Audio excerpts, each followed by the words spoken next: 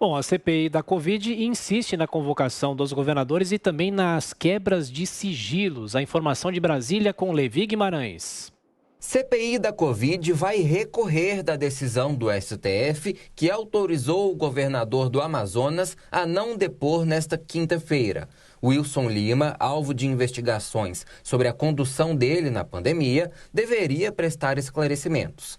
A ministra Rosa Weber, do Supremo, concedeu habeas corpus que já dava ao convocado o direito de se calar. A mesma decisão liminar indicava que o governador do Amazonas não precisaria comparecer à CPI. De acordo com a magistrada, Wilson Lima tem o direito de não ser submetido ao compromisso de dizer a verdade. O presidente da CPI, senador Omar Aziz, do PSD, se mostrou surpreso com o habeas corpus e prometeu recorrer. Iremos recorrer dessa decisão. A mesa, o Senado irá recorrer da decisão. Respeitamos a decisão da ministra Rosa Weber, mas acredito que o governador do estado do Amazonas pede uma oportunidade ímpar de esclarecer ao Brasil, mas principalmente ao povo amazonense, o que de fato aconteceu no estado do Amazonas. O senador Eduardo Girão, do Podemos, lamentou a ausência de Wilson Lima. Eu quero dizer que essa decisão, na madrugada do Supremo Tribunal Federal, frustrou o povo brasileiro. O povo brasileiro que quer a verdade, toda a verdade, e não apenas uma parte da verdade. Temos que investigar, sim, o governo federal, faz parte do requerimento do senador Randolfo Rodrigues, mas temos que investigar também os bilhões de reais de verbas federais enviadas a estados e municípios, que faz parte do meu requerimento. Eduardo Girão teme que outros governadores já convocados também recorram ao Supremo Tribunal Federal. Com a ausência de Wilson Lima, do Amazonas, senadores passaram a discutir novas convocações e quebra de sigilo. Uma confusão começou quando parlamentares governistas acusaram a mesa diretora da CPI de atropelar o regimento. Omar Aziz, Randolfo Rodrigues e Renan Calheiros discutiram com Marcos Rogério, do DEM.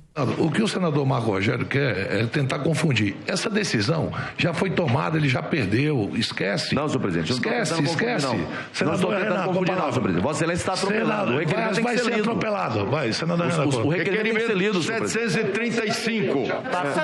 Olha aqui quem perdeu. 490 mil vidas, rapaz. Olha aqui quem perdeu. 480 mil vidas. 480 mil vidas, senador. Vossa Excelência. 480 mil vidas que tem a digital. 480 mil vidas.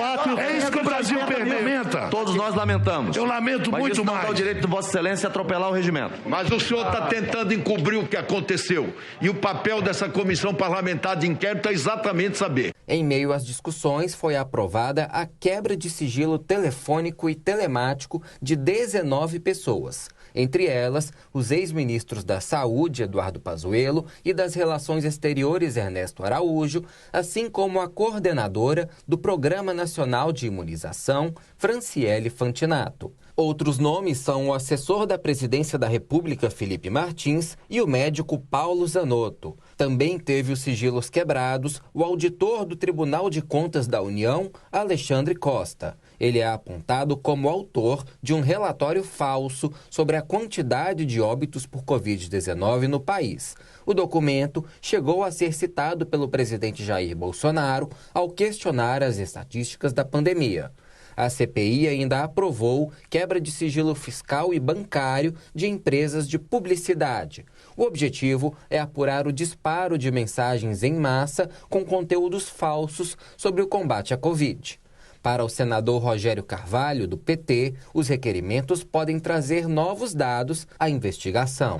Vai permitir a gente saber quem se comunicava com quem e, pelo menos, a gente tem a primeira abordagem da rede que se formou em torno desse gabinete que funcionou auxiliando o presidente da República, que transformou a cloroquina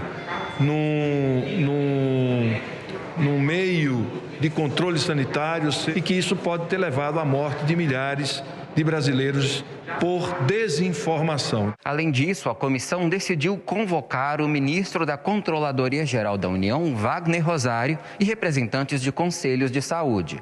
Já o empresário Carlos Wizard, que é suspeito de participar do suposto gabinete paralelo, pode receber condução coercitiva da CPI. Alguns senadores dizem não conseguir localizar o empresário que já foi convocado.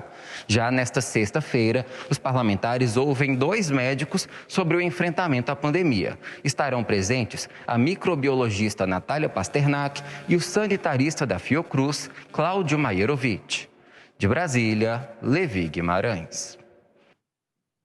Sem entrar no mérito jurídico, o fato que o habeas corpus concedido ao governador Wilson Lima atrapalha muitas das investigações mais importantes da CPI da Covid. Afinal das contas, ele não estaria lá apenas para responder às questões de uso de recursos federais, o que é muito importante, está no escopo da CPI, mas também para esclarecer o colapso do fornecimento de oxigênio em Manaus no início do ano, que é o objeto principal do primeiro requerimento da CPI, o requerimento do senador Randolfo Rodrigues. Então, de fato, seria de suma importância a presença do governador Wilson Lima. Isso não aconteceu e agora fica essa expectativa em relação aos outros governadores. Evidentemente que se eles também não puderem ser convocados, isso ainda está para ser decidido pelo STF, um dos escopos principais da CPI ficará prejudicado, que é essa investigação pedida pelo senador Eduardo Girão do uso dos recursos federais na pandemia.